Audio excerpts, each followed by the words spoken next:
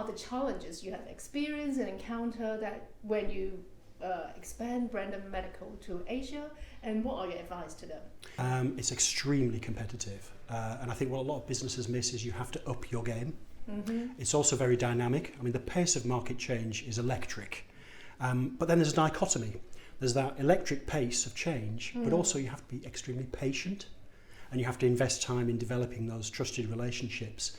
Yes, I mean, for Hong Kong, I think it's slightly easier for UK business, I hope. Yeah, I think you're right. It's a very welcoming place, Yes. particularly if you're British. I think also, as I mentioned, it's not just the language. I think also business culture is much more aligned to that of European, because it's a very international city. So Keith, in terms of the healthcare industries in Hong Kong, we have mentioned and discussed that there are many strengths and it's an ideal gateway to go into the China's dynamic Greater Bay Area.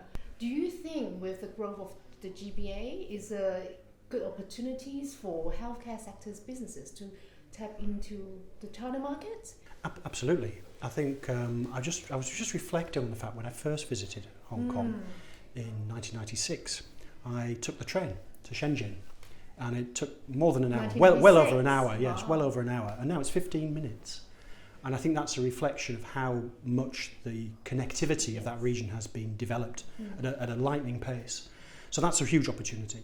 I think there's also a huge investment, very significant investment in developing healthcare provision in that part of the Asia region. And so that presents huge opportunity. So the connectivity, the investment, and the appetite for innovative products, for leading products, for reliable products, high quality products is very palpable. So yes, and I think the approach that we're taking is to build out from Hong Kong, because if you have a reference centre, so you have a successful installation where you've delivered on your customer needs, that can then be, because of the connectivity, people can actually come and see it. They come and see what you've done for other customers. So that builds your credibility and then expand from there. So Keith, how have been Brandon Medical to cope with the issues like Brexit and also the ongoing global supply chain issues? Supply chain challenges is a daily challenge, as I said. I think you have to be agile, you have to innovate, you have to work in strong partnership with your supply chain partners. And I think part of the essence of that is having much more regular contact. We've all got used to using video conferencing much more so than before COVID. Yeah. So that's one tool that we can use to keep in regular contact and being flexible. So maybe actually adapting products, looking for new suppliers as well as working with existing, and investing in stock. In your opinion, what changes during this COVID had become a stimulus for innovations and other on your product and services for Brandon Medical?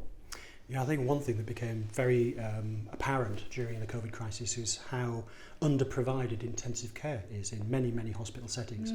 So that creates a huge opportunity, because actually one of the things that Brandon Medical do is to supply equipment for intensive care therapy.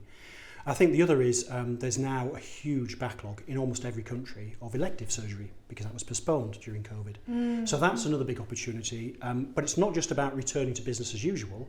In order to address this huge backlog and these very long waiting lists, operating theatres need to become more efficient, more modern, so that they can actually deal with more patients in a shorter space of time. Or so even remotely as well. Absolutely. Well, that's another thing actually. With COVID, what we learned is it was very difficult not just to travel internationally and the frustrations that brings, but also to actually access hospital sites.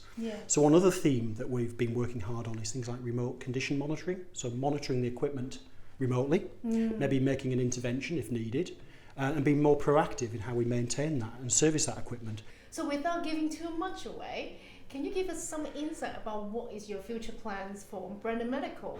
Is there anything in particularly related to Hong Kong or the Asia region? One thing we would very much like to do is to use some of the installations in Hong Kong, as I say, as a reference site, so we can bring customers from mainland China to actually see physical evidence of the work we do, the high quality, the high standards. Through our network, through our strong relationship with our partner, what we have developed over the last 2 years, even with COVID and the inability to travel, is we now have a very serious, very capable partner in Beijing for the China mainland, and we are currently very actively progressing the regulatory approvals for our products in the Chinese market. So that's quite exciting, and there might be some more news later this year on that. Yes, and that's very exciting. And on that note, actually, with the GBA development, there are some changes of policy. For example, the medical device being practiced and also used in Hong Kong hospital will be able to use in the GBA which is amazing development. Absolutely. I think, yes, the regulatory piece is always something you have to consider with medical products, Yes. not surprisingly, and quite rightly so.